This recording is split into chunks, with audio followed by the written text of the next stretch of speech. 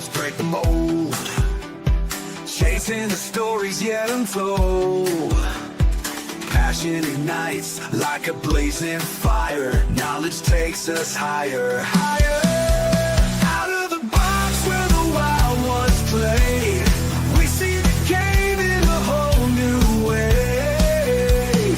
Living loud, hearts in motion.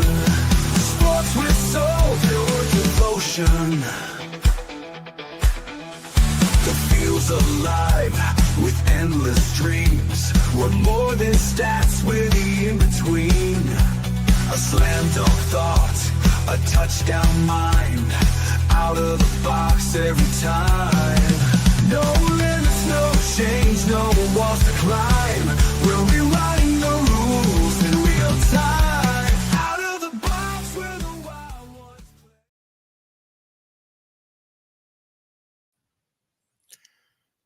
Good morning, Raider Nation. Welcome to the Silver and Black Lair Raiders Edition. I'm your host, the Bat Fry, Kenny Fry. Tuesday, Blues Day in the house, as the great Coach Keating used to say.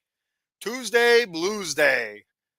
Today's Tuesday, Blues Day episode of the Silver and Black Lair is brought to you by Jason Fine, attorney Big Al. You can reach Big Al at 1-800-HURT-123. That's 1-800-HURT-123.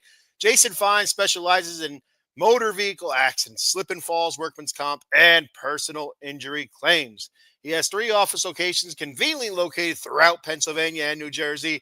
His office in New Jersey is located in the very fine, very metropolitan Cherry Hill, New Jersey, on 3 Greensward Lane. The phone number there is 856-209-5258. He has 2 offices located in Pennsylvania, one on the east side and one on the west side.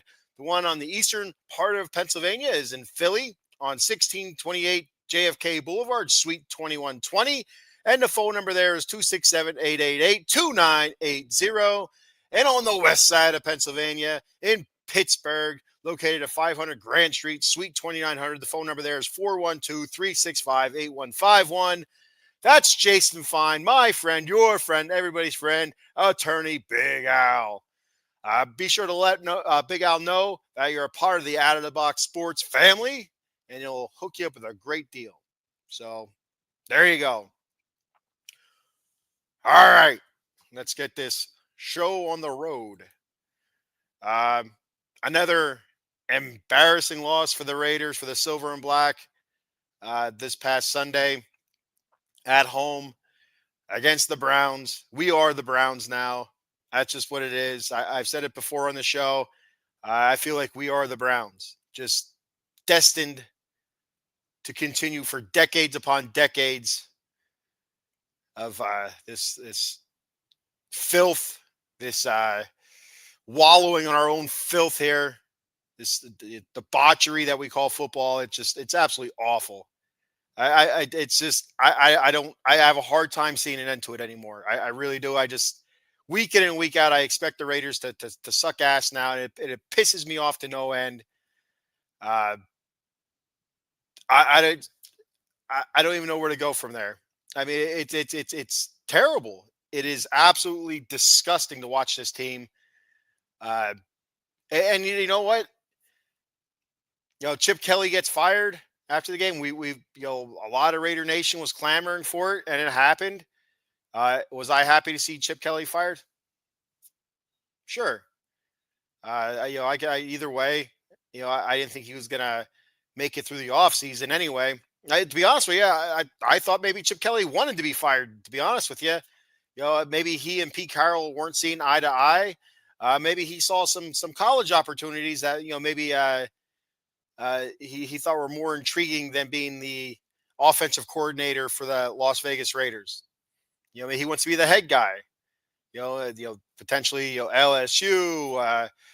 Was it Florida? I think might be looking for a football coach. Wherever Lane Kiffin's, meandering around down there in the South. Possibly Ole Miss if Lane Kiffin leaves. Penn State. Who knows what's happening with Penn State there? I mean, a myriad of different opportunities for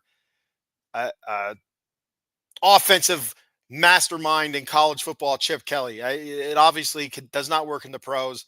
When they hired him, I wasn't overly ecstatic. I seen what he did in Philly. I didn't follow him too much when he was in San Francisco, but Philly, I'm in Pennsylvania, so Eastern Pennsylvania. So I saw a lot of Eagles game, and I'm surrounded by a lot of Eagles fans and whatnot. So I know their thoughts and opinions on Chip Kelly. I knew what it was like when Chip Kelly was the coach for the Eagles. It wasn't all that great. So I didn't exactly have high hopes for Chip Kelly. I'm like, well, maybe, yeah. The whole thought was, well, he's not the head coach. He's not running the show. He's an offensive coordinator, and he can focus just on the offense. And that was trash, absolute trash, garbage. Uh, for most of the time, it was unbalanced, heavy to the pass. And you hear all this stuff. Chip Kelly's offense needs a good run game in order to work. And you can't get a good run game if you don't run a damn ball, right? You draft a running back at 6 or 7, whatever it was, 6 or 7. I don't remember exactly what the pick was, but it was an early pick, right? You draft a stud running back, and we don't give him the ball half the time. I mean, it's insane. It's insanity, and it starts off by the making him change his stance. Like when it started off there, it should have been a warning to Raider Nation. When they have Ashton Genty, they don't want him standing up doing his Michael Myers stance, which he did throughout his college career. They want him to, hands on the knees, kind of hunched over. Why? For what? What do you get out of that? What do you gain out of that? If that's how the guy ran, let him run like that. It's like they want, whether it's Chip Kelly or it was Pete Carroll, I don't know. I think it was Chip Kelly. I don't know. Yeah, they wanted him to conform. They wanted conformity. We hold the power kind of thing. It's nonsense, nonsensical, BS. The same thing with JPJ not playing center. Putting Jordan Meredith there, and the comment, I think it was by Chip. I'm not sure who it was by, but saying like, well, he has that same body type as Jason Kelsey. What the hell does that even mean? Like, that doesn't mean he's Jason Kelsey. It doesn't mean, oh, well, he looks like Jason Kelsey, so maybe he's as good as Jason. He's a center because he looks like Jason Kelsey. That's the dumbest shit ass thing I ever heard. It doesn't even make any sense. And then to stick with it, to continue with it when JPJ was healthy, continually put him at guard, benching him and all that stuff. It didn't make sense. Watching Jordan Meredith week in and week out getting blown up at center, trying to figure things out, missed calls, the lack of communication along the front. Was that Chip Kelly? Was that Pete Carroll? Was that Pete Carroll's kid, Brendan Carroll, who's your offensive line coach?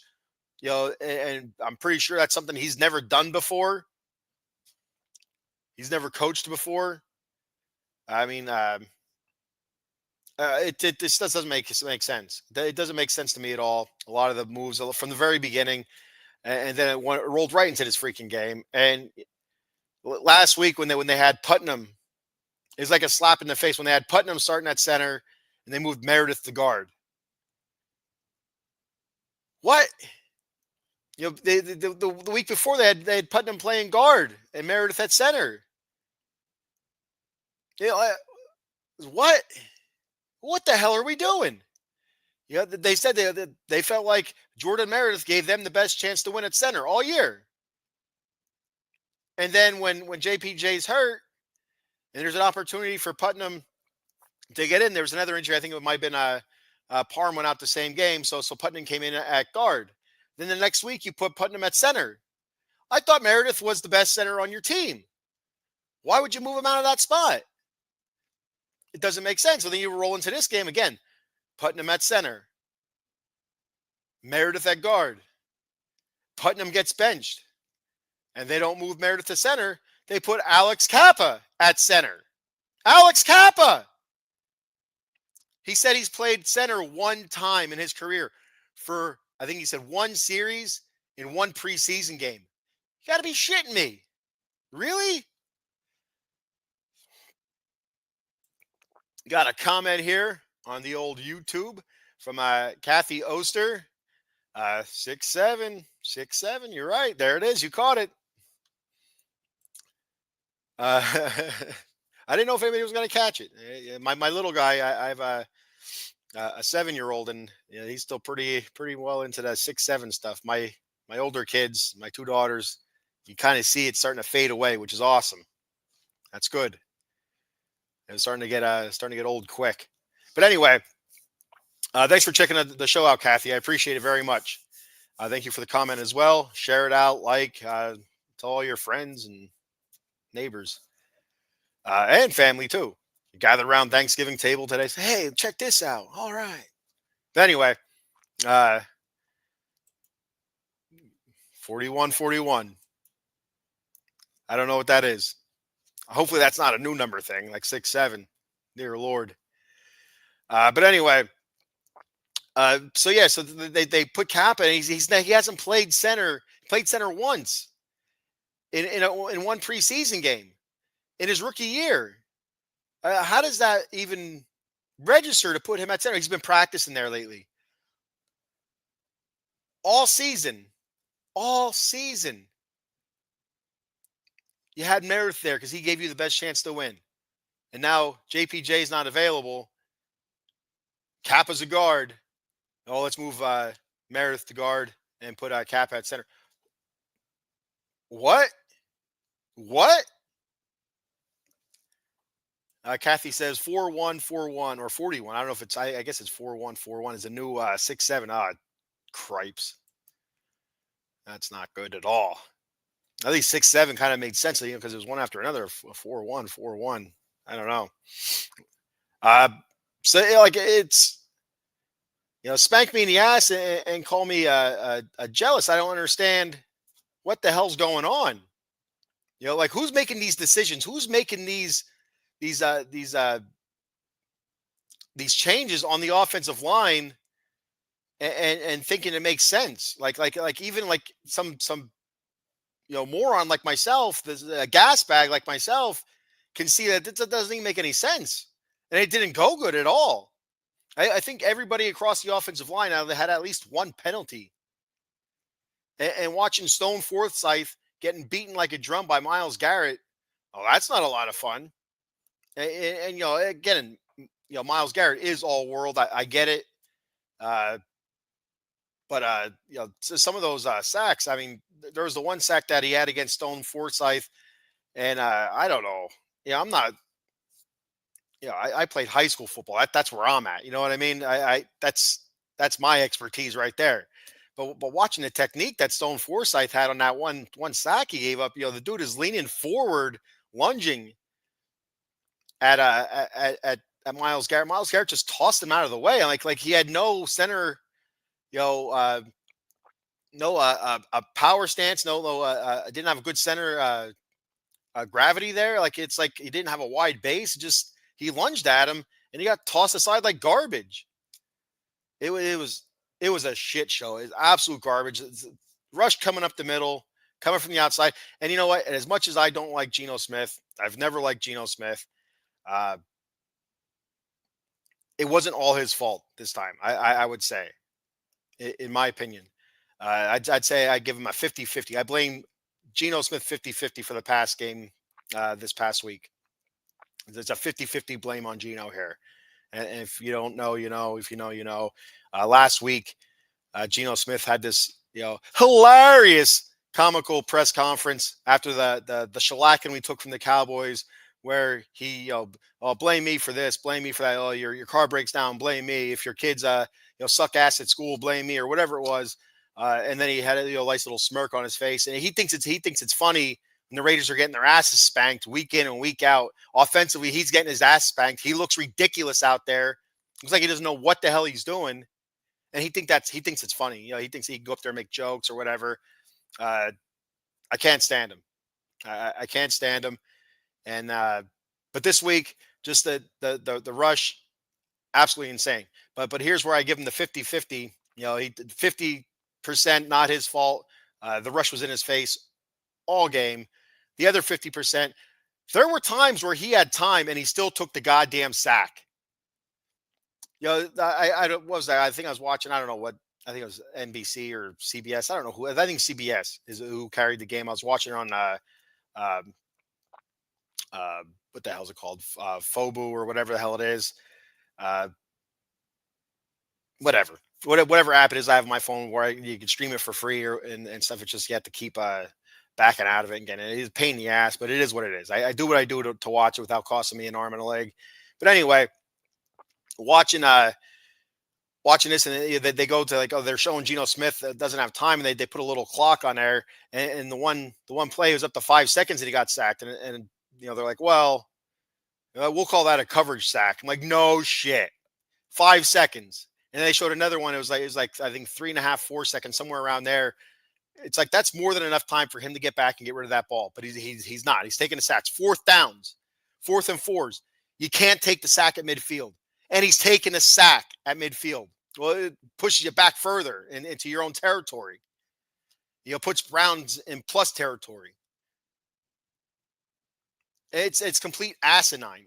Asinine. At least put it up for somebody. You throw a pick deep, It's 4th down. It's almost like a punt. Fine. You throw them plenty of interceptions this season. It's not going to hurt your stats. Cowboy Dave checking in. What's up, Dave? How you doing, buddy? Big win by the boys this past week against the Eagles. The Eagles up 21-0. And the Cowboys came roaring back.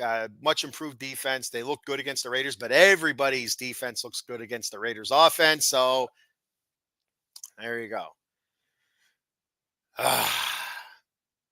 Thanks for checking the show out, Dave. They're on the Facebook. So yeah, and defensively, I thought the Raiders didn't do terrible. Look at the score, 24-10. That's not all that great, but they held it close for a while. Browns a couple short touchdown runs by what's his name, Quinshawn Judkins. He had 16 carries, 47 yards. You look at Shador, he was 11 of 20, 209, one touchdown, one interception, only sacked one time. That's the part that I think hurts the most, is they were not able to get to Shador as much as needed. And I think it was some good play calling, some decent play calling for a young quarterback that maybe you don't trust all that much, in his first start. Some quick passes, moving him out of the pocket, stuff like that. The whole narrative of this game, though, is Shador Sanders, beat the Raiders. Shador Sanders didn't beat the Raiders. The Browns defense, you could say, beat the Raiders. Quinshawn Judkins beat the Raiders. Shador maybe had 2 or 3 decent plays. I would say one really good play early in the game. I don't remember if it was the first or second quarter, which led to I think it was the first touchdown by the Browns, which all your sports news networks continuously showed was him rolling out and throwing it deep to a wide open player. And I mean, as a quarterback at that level, that's a play you make. I don't understand. Like, it was a beautiful pass. Again, not going to take too much away from it. It was a beautiful pass, but again, it wasn't exactly, a high degree of difficulty, for somebody at that level. So I didn't understand it. Of course, they didn't show the interception in the next series. I think it was the next series or 2 series later, where he threw it right to Charles Snowden. Great play by Snow. Just dropping back instead of rushing, kind of sitting in a pocket and recognizing. And I don't know if he read Shador's eyes or what have you, but Shador threw it right to him and he made the play. Normally, that's a play that would go off a Raiders defender's hands and falls incomplete, and then the team continues driving downfield. But you made the play, excellent. But the one big play, Shador's touchdown pass, was just a screen pass, basically. You got to give credit to the guys out there blocking. Again, statistically, it all goes down as big numbers for just Shador there. Big touchdown pass, long touchdown pass, his first touchdown in the NFL. Am I wishing that we would have drafted Shador? No, not really. I mean, I didn't see anything that blew my top off here. If he was with the Raiders, this year, not even saying he would be playing, but if he got in, he'd get murdered. He'd get killed. That offensive line would get him destroyed. I mean, it's yeah. So that's where we're at with that. But anyway, looking back at some stats, like I said, Shador 11 of 20, 209, one touchdown, one interception. Gino 30 for 44, threw the ball 44 damn times. And it's not like the game was out of hand. The game wasn't out of hand, but we weren't exactly running the ball that great. But maybe a couple more runs in there somewhere, keep them honest, but not happening. The team is just constantly getting back to our quarterback. After he's into his second or third step, and we just continuously drop back, drop back, drop back, drop back. It's asinine, completely asinine. Gino 30 of 44, 285, one touchdown, no interceptions, sacked 10 times. 10 goddamn times he was sacked. 10 times. 10. 10. 10 times. That's shameful. How Brendan Carroll still has a job is beyond me. His ass should have been fired when they put Jordan Meredith at center. And this completely falls on Spy Tech, Mark Davis. Mark Davis being the top guy. Spy Tech's your GM. If I'm Spy Tech and they were out there, well, we're going to put Jordan Meredith at center because he looks like Jason Kelsey. If I'm Spy Tech, I'm like, no, we're not. We're not doing that. Brendan Carroll, you're gone. And we're not doing that shit. It's stupid. It's stupid and nonsensical. Where your best center is playing guard and a guy that never played center is playing center. And not to do it once this season, but to do it twice is asinine. I don't want to use the R word, so I won't use the R word, but you know what I want to say. So, yeah. So where else do I want to go with this? Pete Carroll, I don't know if he survives after this season. He'll survive this season, but I don't know what happened. And I thought to myself, well, Pete will last at least 2 seasons. I even mentioned on here a couple of weeks ago, Pete will last at least 2 seasons. He has a 3-year contract with an option for a 4th, I believe. It said he'll last 2 seasons. The second season will all depend on what the team looks like. If they improve, then he'll go to the 3rd season. And then I don't see an option being picked up on him. I'd see a transition. And I really thought that Chip Kelly was actually brought in as the OC as that transitional guy, where it's going to transition from Pete to Chip Kelly. I 100% believe that. And I believe that was the original plan. I haven't heard that. I haven't seen anywhere where it said that's what the plan was. I've seen Chat Sports Raiders. What's his name? Shit, I watch him all the time. But anyway, yeah, I can't think of his name. It doesn't matter what his name is. The only name you need to know is my name, the Bat Fry. Raider Batman. But anyway, I say like 50 times. Where was I going with this? Oh, with the succession plan. That's what it seemed like to me. That was kind of logically what I could see happening. Pete Carroll transitioning transitioning out. Chip Kelly transitioning the head coach. I wouldn't have been surprised if you would have saw Brendan Carroll transition to maybe to an offensive coordinator role. He was already the offensive line coach, running back coordinator. Next season, he would have probably got some sort of promotion if things would have went well this year. Something more offensively, like the offensive assistant or whatever. Learn under Chip Kelly for a year or two, then be Chip Kelly's offensive coordinator. They collaborate. Well, ta-da, here we go. No, it's shit. Brendan Carroll should not have a job still. It doesn't make sense to me. They fired Tom McMahon because the special teams. They fired Chip Kelly now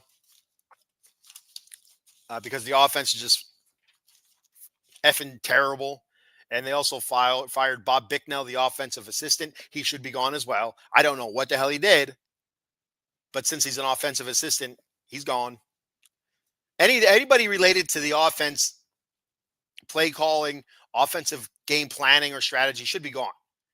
Greg Olson takes over. He was named the OC. It's his 3rd stint as the Raider offensive coordinator back in like the 2012 season or maybe 2018 to 2021. I think he was the OC for the Raiders as well. So a very familiar face for the Raiders. and we'll see what he can do. We'll see what he brings. Hopefully, he brings a little bit more balance, so some creativity to a point. Just, get the ball into the hands of your playmakers, and do it in smart ways, and sit Gino. So first off, uh, before I get too far into this part of it, we got a couple more comments here. Cowboy Dave checking in once again. It's a nice comeback for the boys. Anytime we can beat them pigeons, it works for me. Oh, the pigeons. Damn, Dave. It's like us Raiders fans calling the Broncos the donkeys or the ponies or whatever. We also have Chewy's Raider coverage checking in. I think that's how you say it. Chewy's. I think that might be it, but I could be wrong. Chewy's Raider coverage checking in from the YouTube says, "Don't get caught in the ring of fire." Brendan Carroll should have been with him. Yeah, absolutely, 100%. Brendan Carroll, how he still lasted this long into the season screams nepotism. And I don't use big words like that, nepotism. But this just screams nepotism. I'm telling you what, if my son did a terrible job like that and he's working under me, I would have shit canned his ass a long time ago. So go cry to your mom. You're grounded.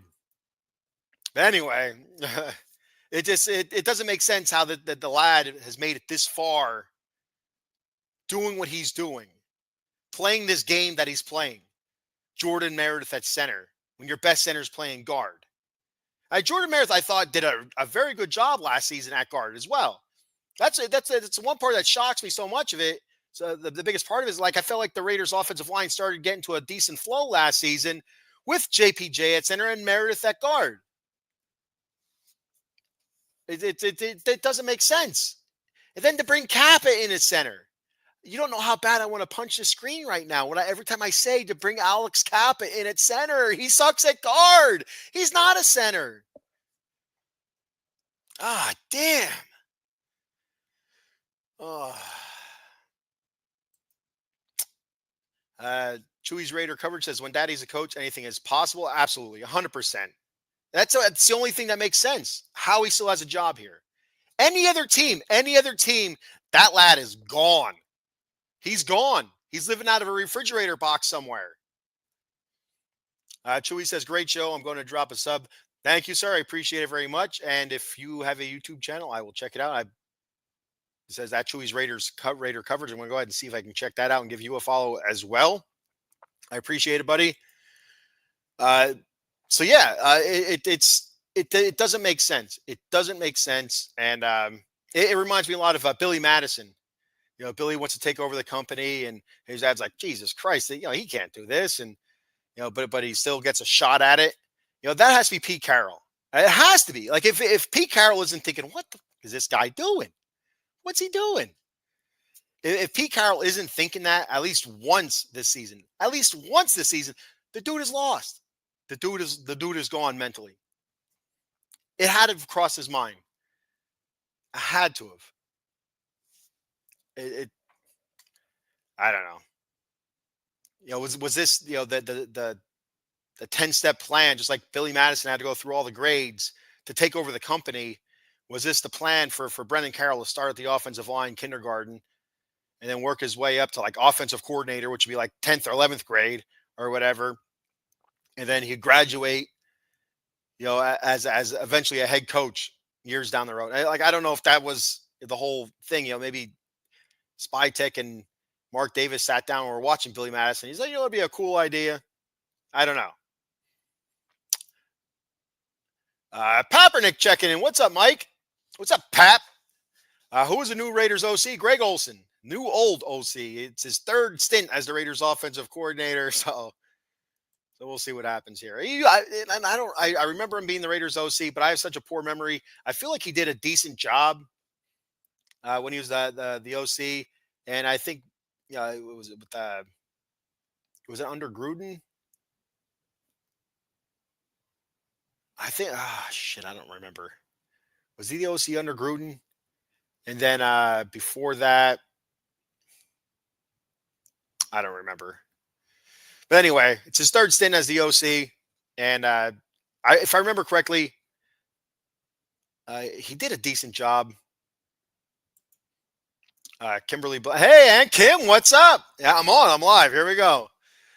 She says, Ken Fry for OC. I don't know. I don't know about that. Um, when I play Madden, which I don't get a chance to play Madden at all anymore. But when I did many years ago, I called a lot of slants. I'd pound the ball up the middle and a lot of slants. The team never really caught on, but I didn't play on like the all pro level. I just played the pro level. I didn't play rookie. That's beneath me. But the next level up, I wasn't very good. Just like when I used to play Guitar Hero a lot, back many moons ago when Guitar Hero on the Wii. That's right, the Wii. I played Guitar Hero and I couldn't get past the three buttons. That's the beginner. The three buttons. I could jam all day at three buttons. You had that fourth button, I was lost. That was it. Kim, thanks for checking the show out. I appreciate it very much. Pap says, wasn't Greg Olson in Buffalo? I don't know. I don't know where he was. He's with the Raiders this whole season so far, as the quarterbacks coach. So I'm not sure where he was before that. Like I said, I think he was with the Raiders from 18 to 21, and then before that, maybe like 2012. I don't remember exactly what it was, but maybe it was Buffalo. I don't know. Not really sure. So glad to see Chip Kelly gone. And so I have one more plea for Mark Davis here. Mark Davis, I wanted to do this last week, but I never got a chance to get on here, get it live. Mark Davis, last week when Gino thought it was funny that we got our asses kicked against Cowboys, where he had that amusing press conference where blame Gino. Your kids suck at school. Your wife is cheating on you. Blame Gino. Your car breaks down. Blame Gino. The cat's humping the dog's humping the cat. Blame Gino. He's having an amusing press conference. He thinks it's funny when he gets his ass kicked. If I'm Mark Davis, I would have called Pete up and said, if you don't sit his ass down, you're gone, and he's gone with you. He will not start another game for this organization. But that didn't happen. Now, after this week, when he's leaving the field and he decides to not so discreetly flip the bird to Raider fans, Mark Davis, I'm telling you right now, dude. And I don't usually talk to Mark Davis. I defend Mark Davis a lot on here. The guy wants to win. He's not, doing this for shits and giggles. He wants to win. He wants to carry on the Raider legacy. He wants the Raiders to get back to prominence. I do believe that 100%. I really do. But Mark Davis, if Geno Smith starts another damn game in the silver and black, you will lose a shit ton of fans. I'm telling you right now. I'm telling you. The disrespect for the fan base, that a long-suffering fan base, but the disregard that this man has shown to this fan base throughout the season, the lack of accountability he's taken, the asinine press conferences, flipping the bird to his own fans because he can't take the criticism. Get a life, you loser. What a jerk off that guy is. I tell you, I couldn't stand him before. I didn't like him when he was with the Jets, getting his ass kicked in the locker room. I didn't give two shits when he was in Seattle. Whatever that was, fine. Whatever. Then he comes here and he's newly signed, and then you see him on the sideline at a youth football game or youth football camp, whatever the hell it was. That's why they pay me the big bucks. That's, shouting out, that's why they pay me the big bucks. That's why they pay me the big bucks. N-word he used. I ain't using it. I don't want to get canceled. It's stuff like that. And that's our quarterback. That's our on-field CEO right there. Bullshit. You don't see one other quarterback in this league that's worth anything doing stupid shit like that. Stupidness. And then we proceed with this idiot.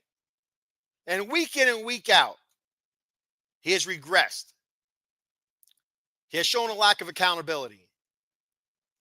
Your quarterback's your leader. And week in and week out, he's been a total tool bag. And we allow this to continue week in and week out. I'd rather have Jimmy Garoppolo back. And I didn't like Jimmy G out there getting STDs or whatever he's doing out there in the desert. This guy sucks ass, and he's a dickhead to go with it. And that's my 2 cents on that. Mark Davis, if I'm Mark Davis, his ass never starts another game for the Silver and Black. Just like they did to Derek Carr, I would send Gino's ass packing. Go home for the rest of the season, Gino. You're done. Vamonos. Peace. Kenny Pickett, Aiden O'Connell, your show. F. Geno Smith. I want to say the F word really bad, but I'm not going to because this is a family show. I've used every other curse word, I believe, so far because I don't have a strong will. But I will not use the F word. I promise. Damn it anyway. Dave says Chip should just stay in the college scene. Yeah. And that's why I said earlier in the show, Dave, I don't know if you caught it. Part of me was thinking a few weeks ago that Chip is just trying to do really shitty because he sees some pretty decent opportunities possibly on the horizon in college. But he's done so poorly, he'd be lucky to get a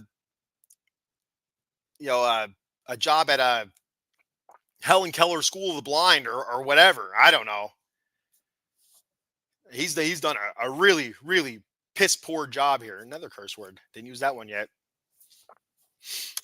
My apologies for all the swearing, but I think most of you do understand where I'm coming from.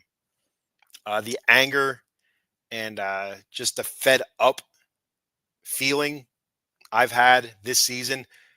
We've been losing for a long time here, Raider Nation. We've been losing for a long time. This season stings, probably the worst. To be 100% honest with you, this has to be the worst season.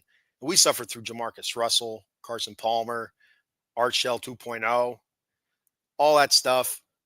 McDaniels was better than this. And this is just, it's nonsense. Antonio Brown, we've gone through that. Randy Moss, we've gone through that. The Devontae Adams fiasco. The Derek Carr saga. And I love Derek Carr. I wish Derek Carr would stayed here, finished as a Raider. I'm still waiting for the Raiders to sign him so he can retire as a Raider. I don't know why it hasn't happened yet. I don't know if there's some sort of rule for that or what. But this season is by far, in my opinion, the worst season for the Raiders that I can remember. I've been a fan since the late 80s, probably 88, 89, somewhere around there. And I don't remember a season being this bad. How the hell did we get 2 wins? Jesus criminy. It doesn't even make any sense. I guess we had a whole offseason to get ready for the Patriots. I don't know if that's why, or the rain in New England. I don't know. But how bad are the Tennessee Titans that we beat the Tennessee Titans? And it was barely beat the Tennessee Titans. So, jumping Jehovah's Witness. I mean, where do you go from here? So looking at game stats here real quick, I don't even know why, because it just pisses me off even more. First downs, Raiders 19, Cleveland 11. Third down conversions, Raiders 4-17, Cleveland 3 of 12. Plays, the Raiders ran 75 plays, by far the most plays they've had this season. 75 plays, and they only managed to get 268 yards off of 75 damn plays.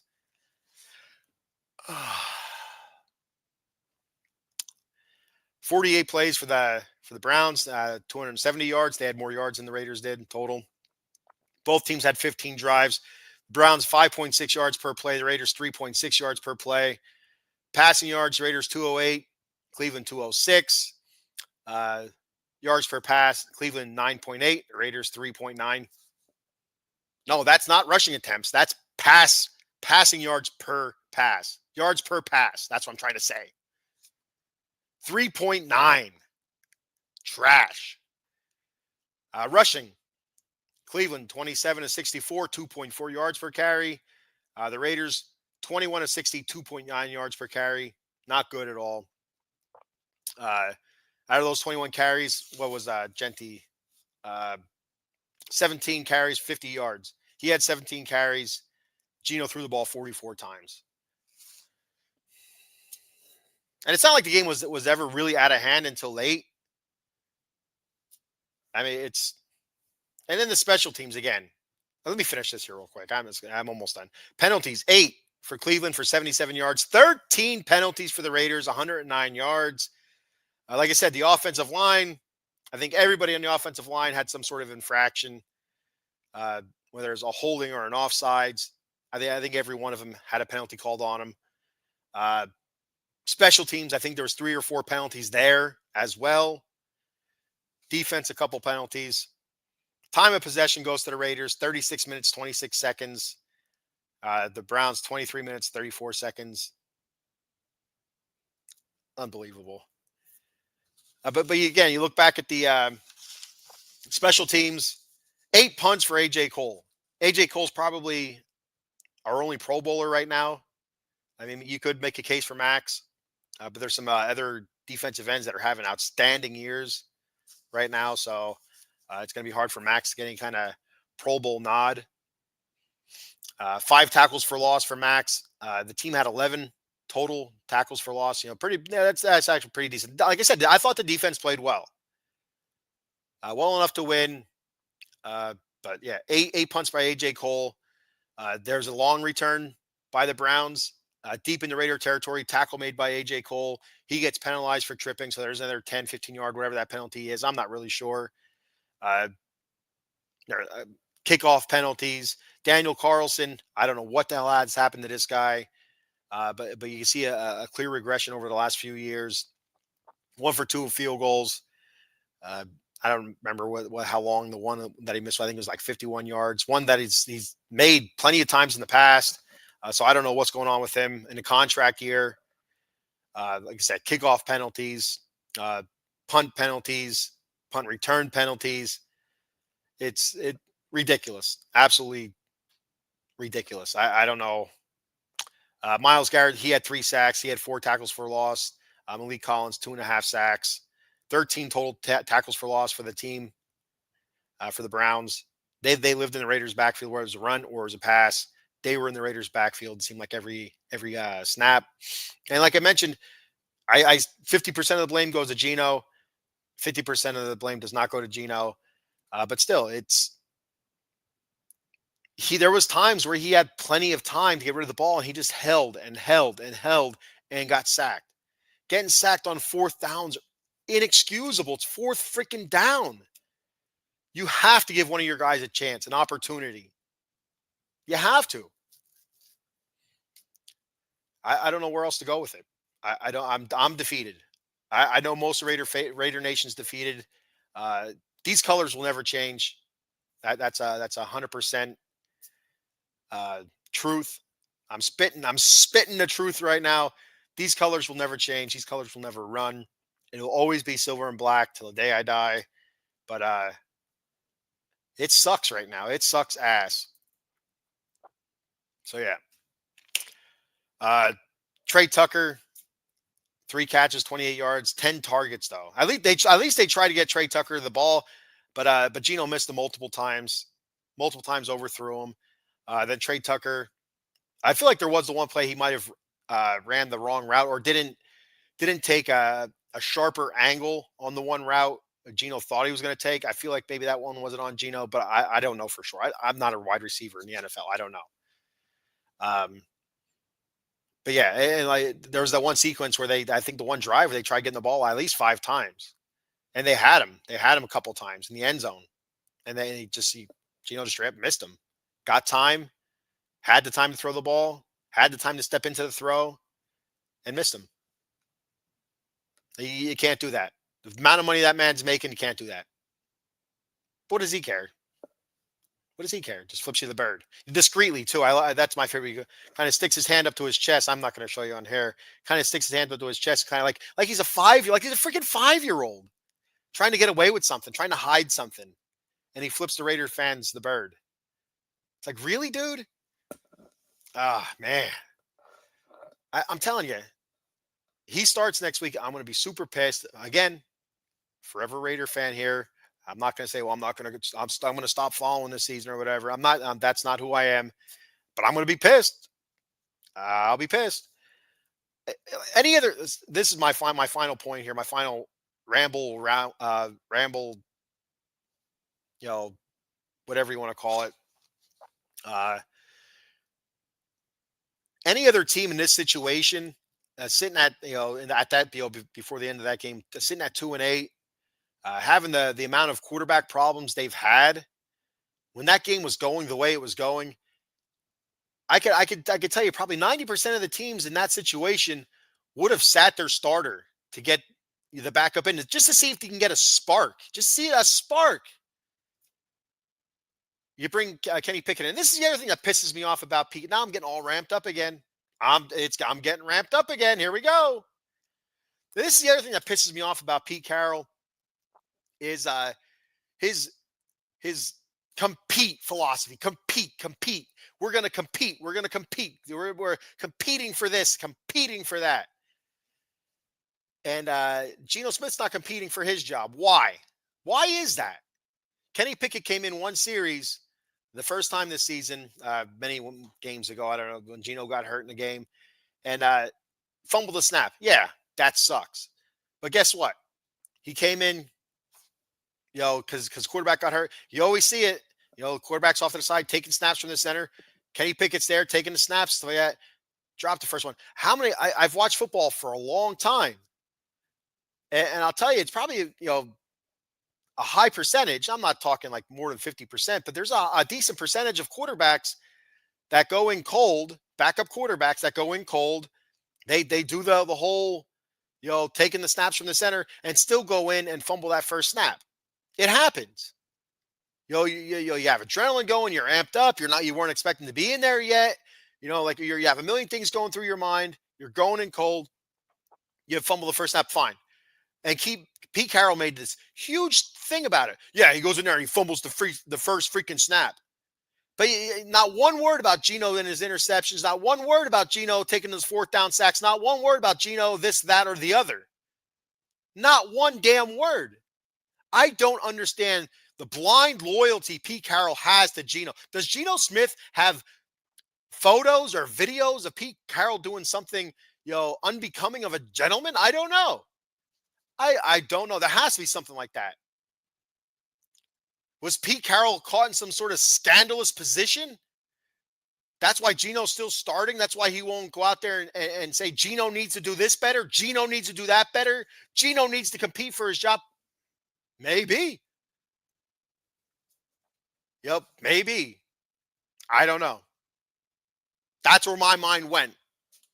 That Geno has scandalous, pictures of Pete Carroll dressed in women's clothing or having an affair with a beagle or something. I don't know. That's where my mind went right away. That's the only plausible explanation for the whole, we can't, go out there and tell like it is about Geno. But Kenny Pickett drops the first snap coming in middle of a game. Didn't start the game, coming in the middle of a game, cold, adrenaline's flowing, drops the first snap, and then all of a sudden he's the worst quarterback ever. Doesn't get another shot. Doesn't even compete for the job. Pete Carroll. It doesn't make sense. It has to be something seedy going on there. The Geno has to have something on Pete. Something. I don't know. All right. I'm done rambling about that. Cowboy Dave checking in. Dave, you're the last comment. I'm getting pissed now. I got to go to bed. Dave said, with 2 weeks left in fantasy, my team is 9-3. Right now, I'm facing the number 1 seed this week. I do have Bowers on my squad. Good luck. I don't know. Are you saying that, I think Bowers is going to have a good week. New offensive coordinator. I think you're going to see Brock Bowers taking more routes as a tight end or as a flex tight end. I don't think you're going to see Brock Bowers on the outside as much. I haven't heard anything about Michael Mayer, but I thought Ian Thomas did a good job coming in and filling in for Michael Mayer when Mayer went down with the injury. I thought Ian Thomas did a good job. He had a couple catches, 4 catches for 36 yards. Brock Bowers, 6 catches for 55 yards. Tried getting the ball a little bit more. I think they tried getting the ball to him, 8 times maybe. Brock Bowers. But anyway, yeah, I think with the new OC and coming in, I think you're going to see Brock Bowers taking more snaps as your traditional type tight end, going from there, kind of forcing defenses to cover him with a linebacker or a safety, which is kind of a mismatch. Against the Browns here, they had him out, outside, and he's being covered by a cornerback. I don't understand it. You bring them down to the line, force them to have a linebacker or a safety cover them. If they want to bring that cornerback in, that's good. I'd rather have my offensive lineman, on a run play, a play action run, smack that cornerback, on a run play. I guess not play action. If he goes downfield to get the cornerback, then it's uh, illegal man downfield. So, but anyway, I don't know what the hell I'm talking about. Like I said, I'm not an expert. What the hell do I know? I don't know anything. I'll try to get on later this week. Raiders versus Chargers. Kind of give a look at that. Maybe I won't be as surly. I don't know. We'll see. All right. I'm just glad to get on. I want to try to get on again tomorrow with the Mets. There's some big news there with the Mets. I haven't been able to get on with the Mets for a while. I haven't been able to get on a whole lot, period. Tired, always busy. So I apologize, Raiders fans. I know a lot of you look forward to seeing my beautiful face and hearing me ramble, stutter, stumble over my words, forget who I'm talking about. I know a lot of you like that and miss that. So I swear I try to get on as much as possible. You see, I do create streams. I just can't get on, and they just sit there and I have to delete them. But I am going to try to get on tomorrow morning, talk a little bit about the Mets for a few minutes with the Brandon Nimmo trade and my thoughts on that. I'm not going to be as surly as I am about the Raiders, but I'm not happy about it. And I haven't been able to get on with the Kings yet this season. We're a quarter away through the hockey season. The Kings are playing well. I just haven't been able to get on, talk about the Kings yet. Silver and Black Lair Kings. I'd like to do that this week as well, but Thanksgiving week, I don't know what's going to happen. So, all right, that's all I have for today. Thank you, everybody. Cowboy Dave says, I just heard about Nimmo. I was very surprised. I was surprised too. I did hear some trade rumors about Nimmo a few days ago. Some stuff was being floated out there, but to trade Nimmo for Simeon doesn't make sense to me. Simeon's older, numbers worse. Yeah, he's gold glove second baseman. I didn't think second base was our problem. Yeah, I didn't understand it. Like, if you're going to trade Nimmo, a fan favorite, supposedly a clubhouse favorite. I don't know. I've been hearing some rumors about that, recently over the last day and a half. So who knows what's going on there? What's true? What's not true? Where there's smoke, there's fire. But I was definitely surprised. It doesn't make sense, and I'll talk about that hopefully tomorrow. And Kim, happy Thanksgiving. Love you very much. I appreciate you checking the show out.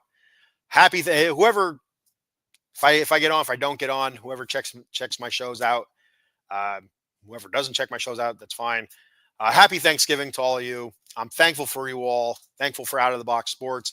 You can check us out, Out of the Box Sports, at OOT Box Sports there on YouTube. On X, it's Box Sports ENT, I believe. I could be wrong. It's changed a couple times. Facebook, Out of the Box Sports Entertainment. But yeah, check out our YouTube, like, subscribe. Box Sports, or at OOT Box Sports is the YouTube channel, and Facebook, Out of the Box Sports Entertainment. I don't know how to say your name. Tats. I have my glasses on. I can see it, but it's Tatsuya. I'm going to call you Tatsu. Let's go with that. 6-7. I hate myself so much for saying it. I hate it.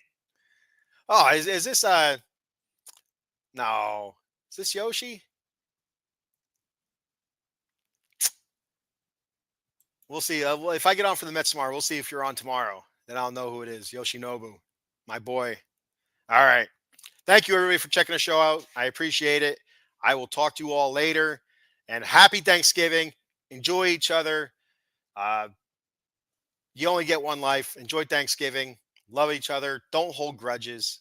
Unless it's, your favorite sports team, hold grudges, all that. Don't hold grudges against people that are important, people in your everyday life. That's my words of wisdom. Forgive and forget. Easier said than done, but it's It makes things a lot easier sometimes. All right. Thank you, everybody. Check us out of the box sports entertainment. My Twitter, SB_Lair_OOTBE. My YouTube channel, what is it? Bat Fry. I don't remember what it is. It doesn't matter what it is. I don't know. It doesn't matter. Check out of the box sports. I'll talk to you later. Just win, baby. I'm getting out of here.